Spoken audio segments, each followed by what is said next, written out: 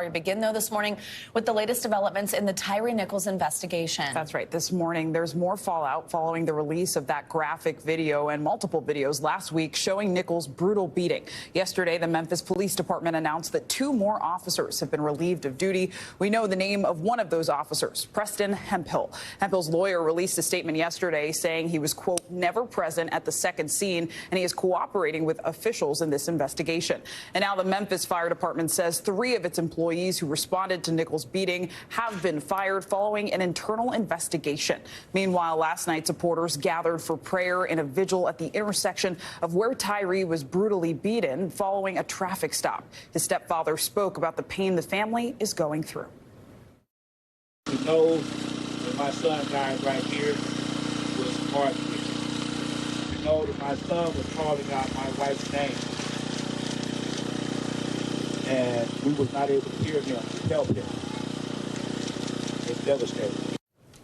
NBC News correspondent Ellison Barber joins us now from Memphis with the latest in the investigation. Good morning, Ellison. So we have to note that the 2 latest officers who were relieved of duty were not fired or charged. What do we know about Preston, and why are we just now hearing the police department say he was involved?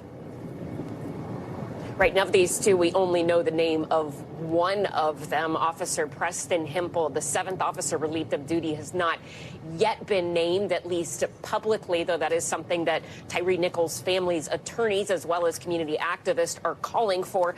In terms of this officer, the 6th officer, Preston Hemphill, we know that he was hired by Memphis Police Department in 2018. The first body camera footage that was released on Friday night, what was identified, titled as Video 1, that moment when you see the officers first going up to Tyre Nichols' car and pulling him out, that video was from Preston Hemphill's body camera footage. We know that because that's what the Memphis Police Department has said, as well as his attorney. In terms of why we're just now getting this name, when NBC News spoke to a spokesperson for the Memphis Police Department yesterday, they said that they did not publicly release his name when they released the names of the other 5 officers because he had not been fired.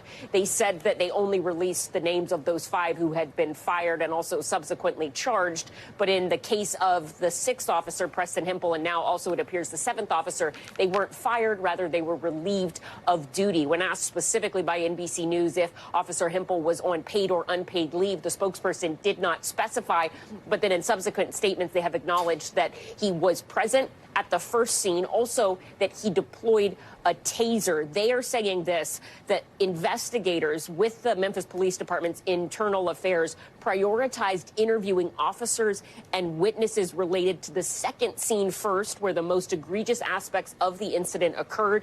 They say that, again, that he was not at that second scene, so that's why they're saying they've been, I guess, in some people's views, a little slower with releasing this information, with conducting this investigation.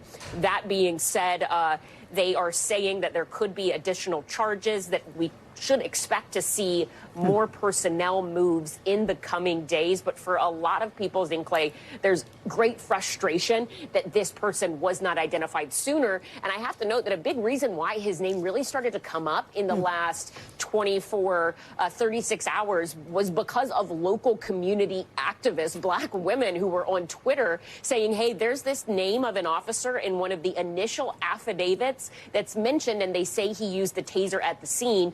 Why don't we know anything about this guy? Then from that, you had that group pressuring those activists, as well as some other local progressive outlets like the Tennessee Holler, that then led to the Memphis Police Department publicly identifying this individual. Tyre Nichols, his family, their attorneys, they are calling for this officer to be immediately fired and saying that they want to see more transparency from the Memphis Police Department, and they want all audio recordings to be released immediately. Zincle. I mean, really important details there, Ellison, especially also about the community bringing that information forward. Ellison, I know we also know the Memphis Fire Department fired 3 employees after an investigation into their actions that night. What were the findings of that investigation?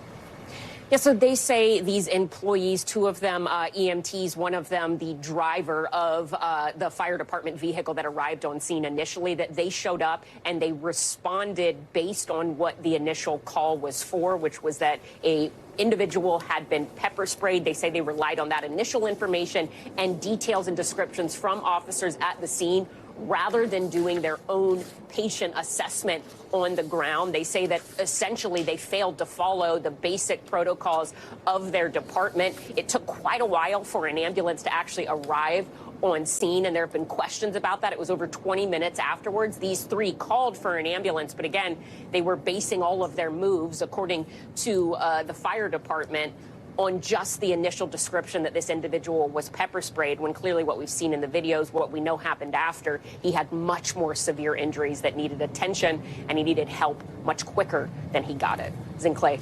Really important details in a case that has everyone's attention. Ellison Barber, thank you so much. Thanks for watching our YouTube channel. Follow today's top stories and breaking news by downloading the NBC News app.